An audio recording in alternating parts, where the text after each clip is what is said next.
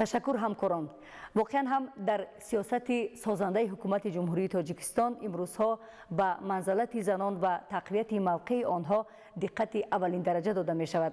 زنان تاجیک در تربیت نسل خودشناس و خودآگاهی جامعه امروزها سهمی بی‌نظیر خود را می‌گذارند. همصحبت ما هستند بانو شاکرova، سابقه دار ساحه معارف و فرهنگ. خوش آمدند. واقعا هم همیشه پیشوای معظم ملت در همه سخنرانی‌هایشان از تربیت نسل خودشناس و جوابگو به نیازهای جهان معاصر سخن می‌کنند. در این راستا به اندیشه شما سهم زنان و مادران تا کدام اندازه مؤثر است؟ خوشبختانه در تاجیکستان ما برای تربیت خودشناسی ملی فرزندان تمام شرایط‌ها فراهم آورده شده است. مادران عزیز باید بدانند که فرزندانشان یک لحظه، یک دقیقه فرزندانشان رایگان نرود.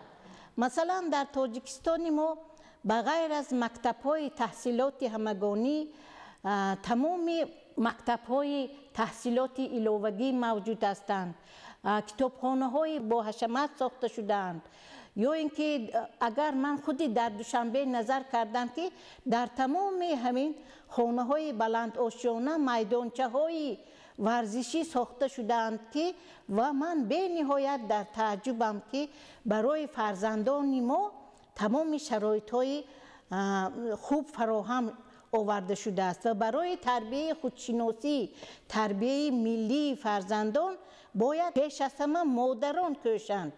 و چه خیلی که گفتم نه تنها مهر و محبت و مثلا از پی اقتصادیاتی تامین خوراک کودک مشغول شدن در کار است، حتی از پی معنویات او را پوره گردانیدن و باید که هر یک مادر از عائله به این اعتباری جدی دهد.